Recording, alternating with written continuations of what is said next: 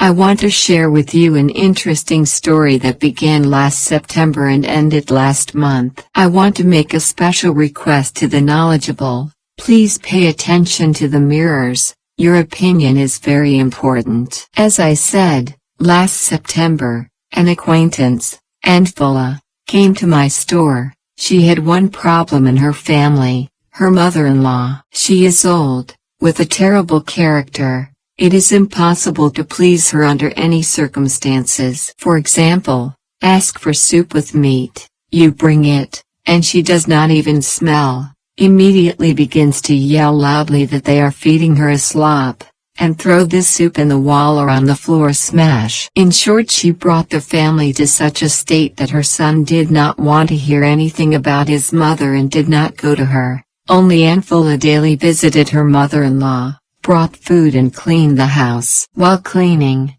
she often found strange things like strings, hair, bird feathers, and nails or needles tangled together in these skeins. And so Anfula comes to me and asks her grandmother to see if she really is a witch. I looked at the picture. I look at it with my palms closed. I can see pictures in such a state, and I was covered with a wave. It was terribly disgusting. Grandmother was not, instead of her a bunch of different brothers, all stuck together in one ball. But that wasn't the worst part. I saw and felt the black vortex, which was actively rotating, sucking me into it. And that means one thing, death. And at the moment of contact with the funnel, a clear understanding of how long the person had left to live came to me. I began to see the vortex about 6 years ago. It happened by chance. During a divination, I had to help an acquaintance to review the situation in order to make the right decision. That's when it hit me for the first time. I do not like these feelings and try to avoid them,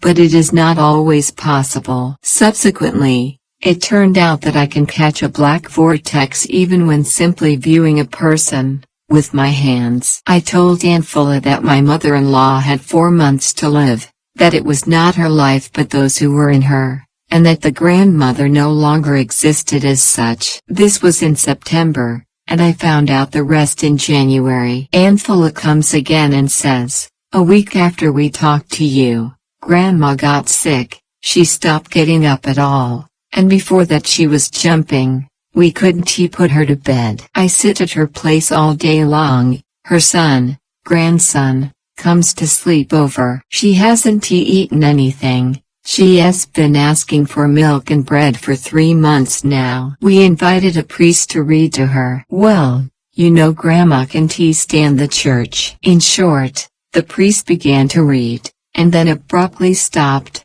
crossed himself and left, saying not to call again, will not come. And 3 days ago I went to her in the morning, and she was not moving. White as chalk, mouth ajar, cold. Well, I think that's it. I started to get scared, thinking about where to call first, and then the Tonka took a long breath and started to move. I almost lay down next to her. Look, what is it? It is not normal. I myself began to be ill. I have no strength, as if emptied. Watching Babka I did not want. I had enough of the last time. So I began to ask questions, which the first whisper, and how the room looks where the woman lies, the location of objects. And then I learned that I felt sick. It turns out that while she was running his feet, she put a huge mirror behind the headboard of her bed, and in the feet. That is, her bed was between 2 mirrors. Everyone said what nonsense,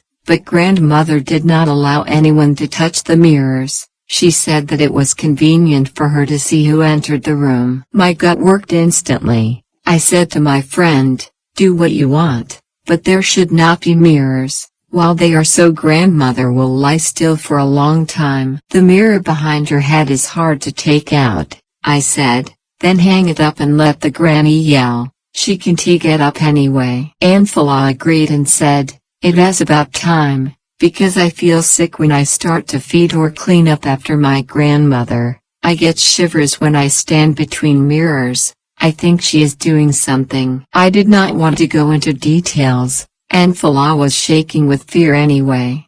I just said that when she removes mirrors, she will not live a week, and it turned out so. After removing the mirrors, my mother-in-law died on the 5th day. Aunt Fulla came to tell me, but I had people in the store and she whispered in my ear. The most interesting thing is that in the evening, on the day I told Aunt Fulla to get rid of the mirrors, I opened my phone, went on the internet, and then I got my breath away. There was a full-screen picture of a high-rise apartment building and an old lady was hanging outside the top-floor window, holding onto a rope with one hand and stretching out the other towards me. The ad, in Greek, said, she couldn't help herself in big print, and then there was small print about taking out life insurance and all that kind of stuff. It was the first and last time this ad popped up, and I never saw it again. It is especially strange that Greeks advertise insurance, their fetish is food.